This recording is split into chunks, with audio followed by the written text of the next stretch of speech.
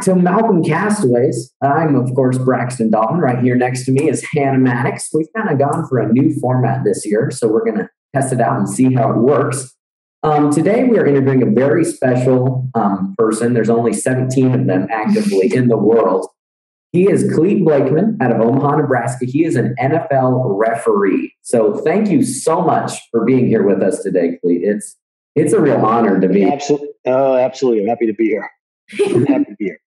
It's just, your job is so cool, and the way we found you is crazy. And we just really, really happy that we set this up. So thank you so much for being willing to do this with us. Certainly. So fire away. Let's do this. All right. Let's do it. What was your path to becoming an NFL official? Did you always know you wanted to do this? Like, what was the steps you had to take to get to where you are today? Well, I guess my backstory on this one is when I grew up, my father was a high school football official and high school basketball official, in addition to his regular job. But so I grew up. He was taking me to football games when I was, 6 years old, 8 years old. And in the winter, he'd drag me along to basketball games, and I'd just kind of sit and watch, not knowing that I'd ever, become a referee or what it would lead to. But I assume by being there, I just kind of assimilated into my system. And I played, of course, all the sports through high school, and in college, I played at the University of Nebraska, the football team. And then following that, I entered law school. And it was literally my dad asked me one day, why don't you come and officiate some high school football with us on the weekends? And I said, well, sure, why not? And that literally was kind of how it played out. And I remember my first game was at Blair High School in Blair, Nebraska. Yeah. And from there on, I was hooked, so to speak. Yeah, Blair's probably really proud to have started your career. Yeah. So it started. I did literally 13 years of high school football and small college football, and then I was in the Big 12 conference for 12 years. No, excuse me, 7 years, and then this is my 14th season in the NFL. So it's 34 overall. Okay. So it was a long process to get here. Yeah. And so I'm enjoying every minute of it. Nice. Yeah. Is it always do you think it's pretty common to start at the level you did and work your way up? Or do people get recruited right off the bat? You seem like a good. No, it's the game itself and what we do is a little bit probably misunderstood amongst the masses, so to speak. But it takes a lot. I mean, it takes a lot to learn how to officiate and the mechanics of the game and the intricate details that we have to go through to become, where we are in the game itself with the NFL, because it's so fast and there's so many components to it that we have to be aware of, that you just can't jump into it. I mean, I talk about 13 years of experience before I got in, and really it was necessary. Yeah. Another from game. that end. So it's harder. I guess the bottom line, it's a lot harder than people take advantage or take credit for. Only imagine the amount of stress and how fast everything happens and having to spot every detail possible. Yeah. I can only imagine. You're paid to be hated. Yeah. I mean, we get every play is, let's say one play is roughly 4 seconds of action, but in those 4 seconds, I may be making 8 to 10 to 12 decisions on different things in that matter of that time. Whether it's a foul or not a foul, is it enough? Is it not enough? And just a lot of things that happen every play, and then we stop and then we reset and we do it for 3 hours. Basically. So. Yeah, a lot of standing, a lot of around. I'm sure he probably stayed in pretty good shape. Yes. It's part of what we do. Part of, I guess, the requirement of the job that you be in shape. That's why I said I just finished my workout this morning. I'm still sweating a little bit, so that's part of my job. But I got an early morning start. So yeah. So to become that ref, did you have to do special schooling? Like, does the NFL have a crash course for you to take or something like that? Well, I had worked a couple of different positions coming up through, even in high school. The 13 years I was in high school, I worked a few different positions. Once I got in the Big 12 conference, I worked at a different position, and then ultimately they, I guess, promoted me to a referee at that point. But then once I got hired in the NFL, I actually came in as a different position of field judge, which is one of the deep three guys on the field, and worked there for 2 years. And then I got bumped up to referee after my second season. And so this is what, my 12th, 13th year as being a referee in the NFL. So it's a process, and the position requires a lot of different components, not just knowing the game itself and what I got to do, but I really am aware of what everybody's job is and what everybody's got to do. And, there's situations where we get, plays come out, we got fouls of the play. There may be multiple fouls, one against one team, two against the other. And you just got a quick process of unwinding everything and figuring out, okay, what are we going to do this? Where are we going to go penalty wise, enforcement wise, and let's get the game rolling again. So there's a lot to it. Yeah. I can imagine. That was, like spatial awareness has to be like super high, just like back and forth, looking at everything. That's impressive. Yeah, that's a good point. And, everybody, there's 7 of us on the field. And now we have 2 replay officials upstairs, which can help us because we're connected in, by earpiece and microphone. So I can actually communicate with the box upstairs on different things. But they're more of there just to assist in ways that if we need. So the 7 of us on the field are really the ones who are managing the game, and each of us has different duties, different mechanics, different looks, different focuses on different plays. And so with that seven components, you hope you got the field covered. Yeah. Still times when it gets crazy, and you just got to work through problems. So do those replay booth officials, they help you during the actual plays, or are they just like when you need help called in type deal? It's not during the play itself, but there may be, we got, let's just say a punt, and a guy returns a punt and goes out of bounds. We've got action in the middle of the field. There's some guys pushing and shoving, and we may not know exactly where he went out of bounds. So I can say, hey, replay, where's the out of bounds spot? Well, the guy ran out of bounds at the 22-yard line. So now we just put it at the 22. It's that kind of assistable things that we're getting from them. They're not calling fouls from upstairs. They're not like, hey, throw your flag during the play. This guy held this guy. No, it's more of those administrative type things. Hey, put the ball on the left hash as opposed to the right hash. Put it on the 25, not the 27. Yeah.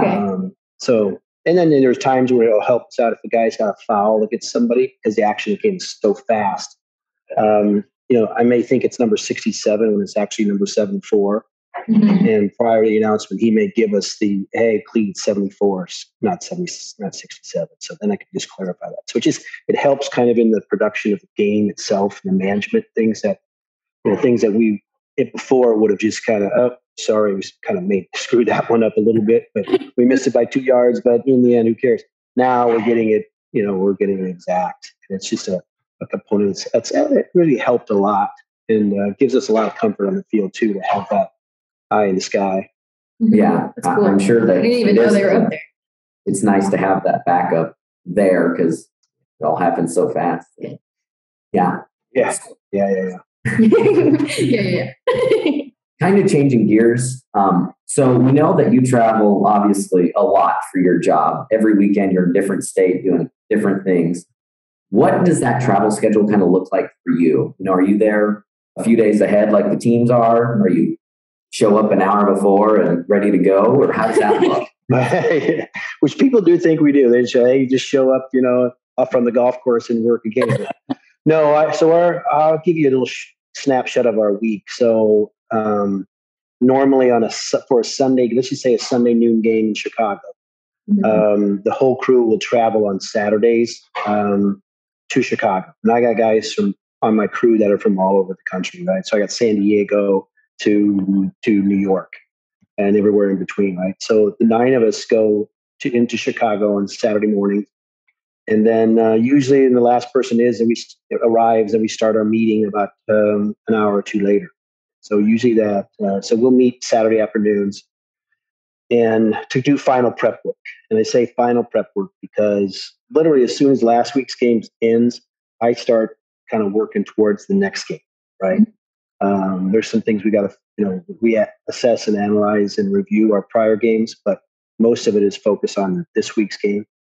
So the Saturday afternoon meeting is really kind of a final kind of a get together conference evaluation component of what's going to happen tomorrow. So we spend 2.5, maybe 3 hours, depending upon situational stuff on Saturday afternoons.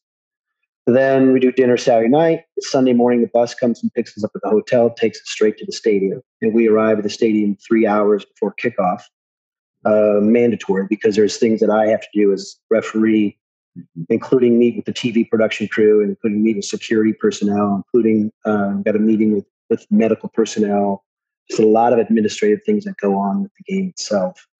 While my other guys are doing their tasks, checking the pressures in the game balls, talking with the chain crew, talking with the ball boys. Just a lot happening. And so boom, now we roll in the game. Game's over.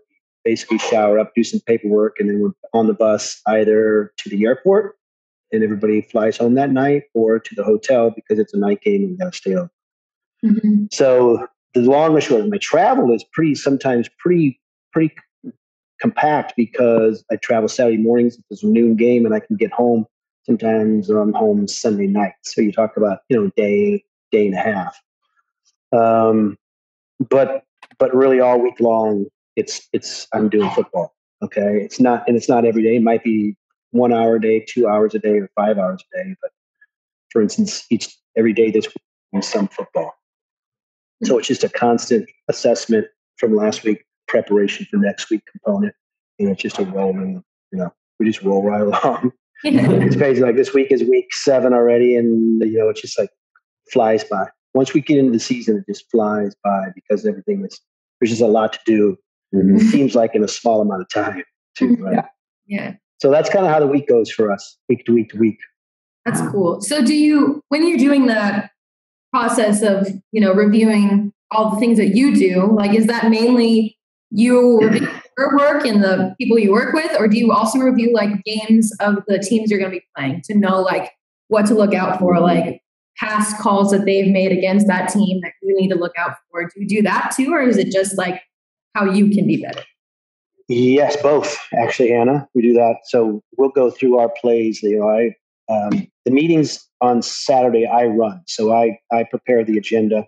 I prepare what we're going to do, and I set the menu, so to speak, on how we're going to go through it. But generally, it is reviewing last week's game, and then we'll roll into scouting tape for the next 2 games. So this week, like tonight, for instance, I will go through and pull last week's games with Las Vegas and with Philadelphia, who we have this weekend. I'll pull probably 30 or 40 plays out of each of their games for us to review. Everything from their kick punt formation to some defensive foul plays that they got called for last week, whether it's offsides or whether it's defensive pass interference or whatever.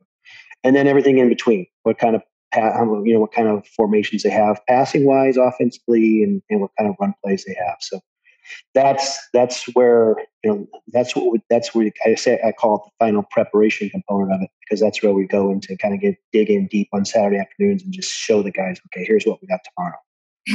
But knowing, of course, that everybody's done.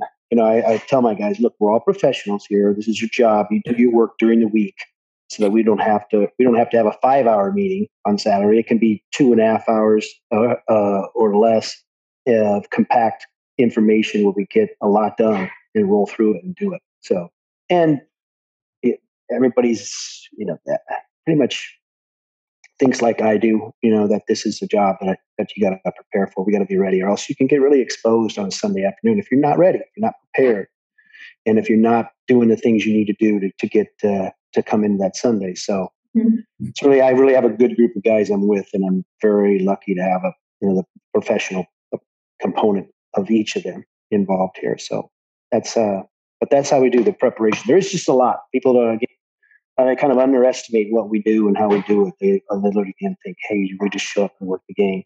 And that's far from the truth. Yeah. So with that, have you seen anybody, like any referees, maybe newbies, or even people who have been as involved as you over the last 14, 13 years, have you seen anybody like choke on the job, like get scared, like oh my gosh, like, how is that stress handled by you and how do you deal with it personally? Well, there's always times, I think, when everybody is caught in a kind of a, literally sometimes did I just see that right? Did that just happen? Because there's things that, we can prepare, like I say, all week long, all day long for everything, but it's inevitable that something's going to happen in a football game that you've never seen before. And so it's how do you manage that component of it? And I'll see guys that will come up to me after throwing a flag and they're coming up to me and I can still see their brain rolling, trying to figure out exactly what happened. Their eyes are big as dollar coins. And now I'm like, okay, let's just, they're literally like, hey, take a couple deep breaths here. Just let's talk through this. Give me what you got. We got enough time. We can work through this. But I've been caught in that. And I think in the league, if they're honest with you, they're going to say, there's moments when I've been like, whoa, okay, did I just see that right? Or talk me through this one. What did I see there? But thankfully it's rare, number one. And thankfully we've got 6 other guys on the field who can be of some assistance. And we're always, it's a good supportive system we've got. Yeah. So, because like you say, I mean, it's just, the game is super fast. People don't understand until you're on the field in the middle of it. Literally how quick a decision we have to make is on a regular basis. The other night we were in Tennessee on a Monday night game with Buffalo, and we had 22 fouls. So over the course of a game, we had 22 calls. And a lot goes into each call because it's really, we're not just calling little pulls and tugs here and things like that. We want the big ones, the major ones, the ones that are material and have an effect upon the game. So that's why sometimes I'll see something and I'll be like, yeah, technically maybe that is, but it's just not enough. It's a little grab of the collar or the side, a pull, but if you let's go quick. So those are the moments when I'm like, foul, no, pass, go on to the next one, and those can be, boom, I'm just doing those like that. And so it's an interesting world we live in for 3 hours on this. No one else, it's hard sometimes to equate that to real life and explaining it to people, but it's interesting. And that's why I love it, frankly. It's that coming out of it, you're like, I have a game, I'm not only mentally drained, but physically drained. Just those components of, it's 3 hours of just constant having to concentrate, Yeah. The teams get the defensive team gets to go sit down when their offense is on the field and they get to relax and kind of think about things, come back on the field. The offense gets to relax at times, but for us, it's 3 hours straight, and it's just roll.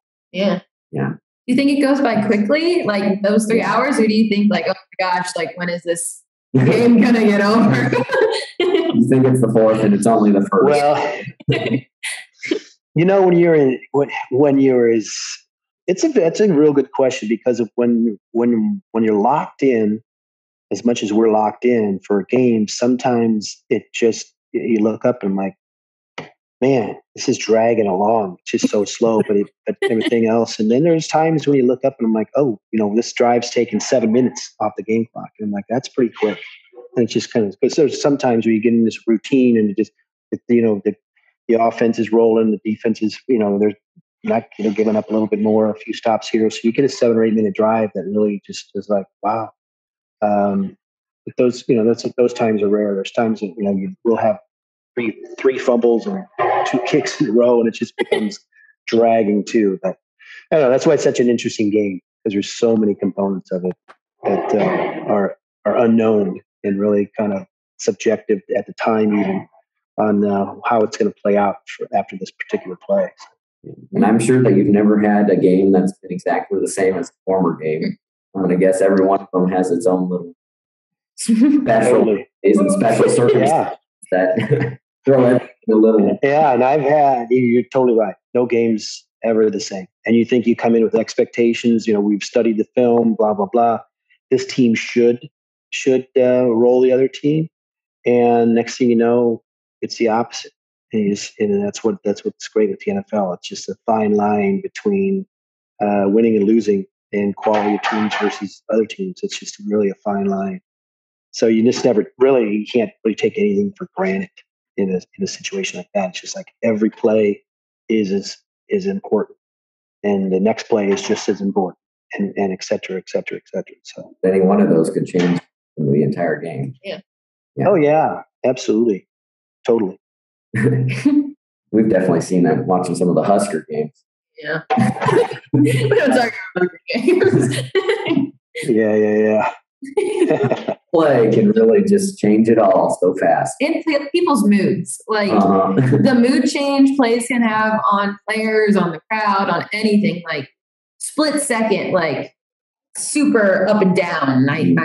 It's hard to deal with how do you all deal those with, people. I could never imagine dealing with 90,000 people in a stadium. Oh, yeah. When you're calling something that half of them agree with and half of them don't. Yeah. How do you deal with that aspect of the job? Is it really that loud? Like, do you hear everything? Like, people are like, ah. Yeah, I hear a lot. I do hear a lot. There's times when I've been, in a game when you just can't hear yourself when it's so loud and the fans are hyped up. It's a big play, third and 10 in the third and 5 in the fourth quarter of a 1-score game, and then the home crowd just gets me. So I've been in games when I'm like, wow, it just is, you can't hear yourself thinking literally at times. And so those are the times when I'm like, this is actually pretty cool, pretty special. And I'm glad I'm part of it. At the same time, it's just like, okay, now you just got to lock in a little bit more because, it just is that crazy. And those are the times, those are the games I think about that, I just love being a part of, really. It just is, I love the primetime games where it's there's a lot of people and there's a lot of excitement, and it's a big game across the board, not just in that particular city, but nationwide and things like that. Those are the games that I enjoy the most. It's nice every now and then to get a kind of a low key Sunday afternoon in the fall, warm game and a kickoff at noon. Kind of goes with is uneventful too, but I guess I much prefer the primetime component of some of them. Yeah, they definitely almost seem just more exciting. Yeah, because I've been to a noon game and then I've also been to a 7:30 game, and it's just the atmosphere is so different between the two. Yeah.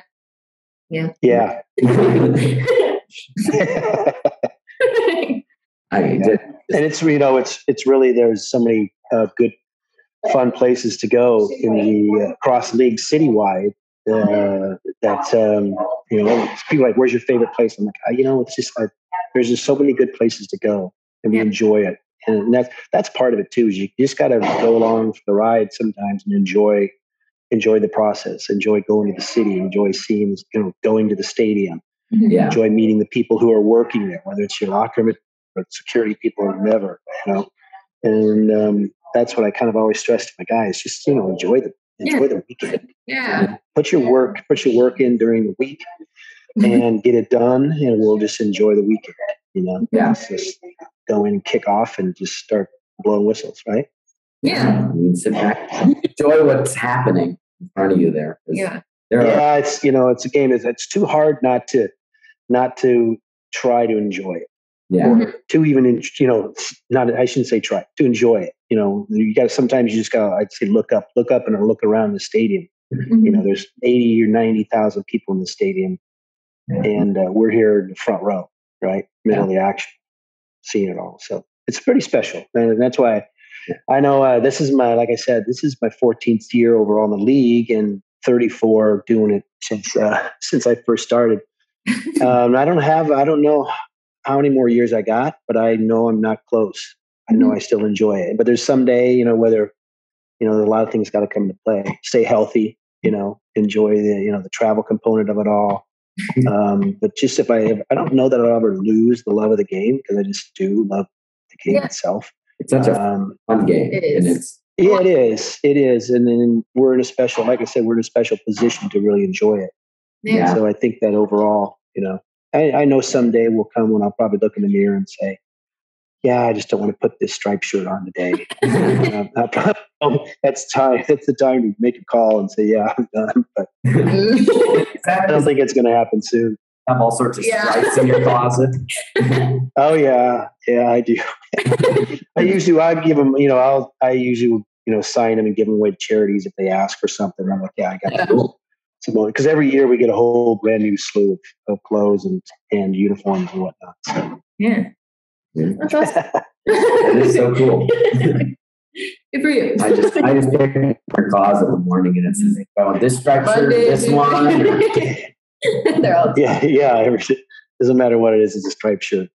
Yeah, exactly. Yeah. So you said earlier that you have a lot of time to meet the people you're around there. How well do you think do you know anybody super well, like whether it be players or coaches or other refs? Like, do you feel like you have like a real connection with all the people you meet or some of the people? Yeah, I would say most of the people. The NFL is full of people who, number one, love football. It just do. And, it's kind of a special little group of people. I say little, but it's a special group of people all across the board because they're in a sport, and each team. I got 32 teams, and they're all trying to win. They're trying their best to win, and that's the number one thing for them. And so I just try to get in there and give them confidence that, hey, we're here to do our job. We're going to give you our best today and make it happen. We'll let the players decide the game. The coaches do their thing, and we'll do our thing. And that's generally kind of the attitude we take into it. And I think the coaches appreciate that. People that we're around appreciate that. The players do too. So, in 14 years, you get to know some of the faces. You get to know, so it's kind of each weekend I get to go, and it's kind of reconnecting with an old buddy you haven't seen for a while, in some sorts, depending upon the team and, the coaches and who's involved. But it's a unique family because if a coach gets fired from one team, the next year he's gonna be on some other team somewhere else. It's just they kind of take care of each other that way, which I like, and I respect them for that. And the same with players. Players kind of jump and bounce around with teams too, and there's just a lot of good, just really a lot of people overall. And that's why I like the weekends part of it too. It's just that social aspect of saying, hey, I haven't seen you for a couple of years. How you been? Catching up, and all that kind of stuff too. So there is time for that, before the games, before we kick off. So it's great. And I'm sure it's cool in the NFL compared to college that, you get to see those players for, several more years than you would before in college. Mm-hmm. Those ties are probably stronger, and it's fun to. Yeah, it's a very good point. It's it, because, college is just that kind of that condition, the annual transition in and out of players. They're only there for so long, and it's just a whole constant kind of turnover. Where the league, you get, there is a lot of turnover in the league, of course, but there's also a solid core of players who have been around for a long time too, and so those are the guys you kind of reconnect with and catch up with from week to week to week. So it's pretty cool. Yeah. Awesome. Well, we should probably start wrapping this up. So I'll ask you one final question. It might be a hard question to answer. Has there been a favorite game you've refed your entire career? Like, do you have one specific game that you're like, oh my gosh, this is it right here. This is why I do this. This is the moment for me. Yeah. The easy answer to that would be, because there's a lot of games that stick out of my mind because of different things and different aspects. But the easy one for me, of course, would be Super Bowl. Yeah. Super Bowl 50, I worked. And just because in the world that I live in, the officiating world, it is the game. Yeah. It's the top of the top. And the public kind of tends to assess you by way of, have you ever worked a Super Bowl? And I'm lucky enough to say, yeah, I have. And then it's I guess it kind of gets the check mark of, well, okay, then this guy knows what he's doing, right? But it's rare. I mean, there's a lot of my colleagues will go through their careers without working a Super Bowl. And not to say they didn't have great careers either. It just sometimes it's just kind of how,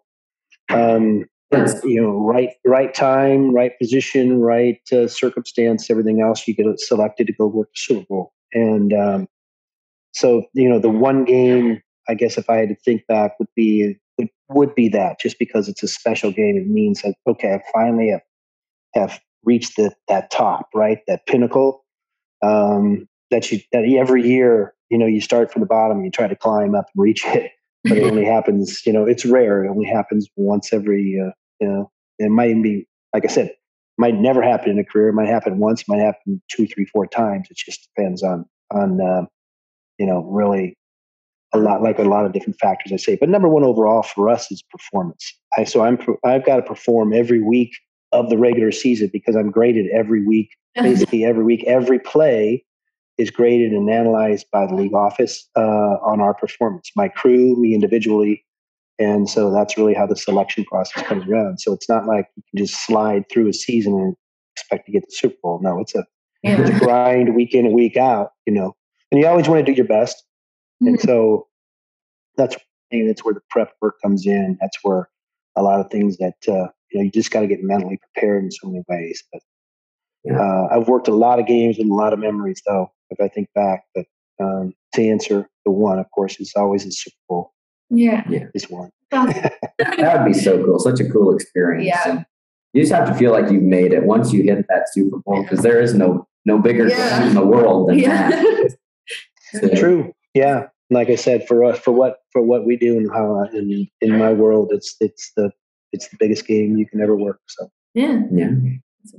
Well, how cool. I mean, this has been amazing. Thank you so much for being here. Oh, you guys are welcome. Yeah. I appreciate the time. Yeah. It's fun. Well, thank Good you luck for this your weekend. Time. Yes, where are you off to this weekend? Yes. To Las Vegas. We have the Raiders and Philadelphia Eagles on Sunday afternoon. So looking forward to it. Yeah.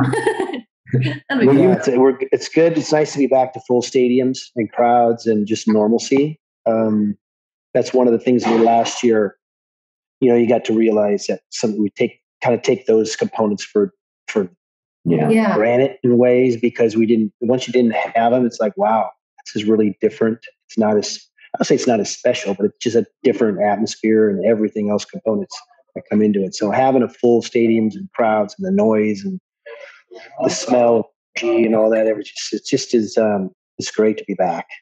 Yeah. Awesome. How cool. Well, thank you so much. And we hope to talk to you again soon. Yeah. All right. You got it. Yes. Thank you.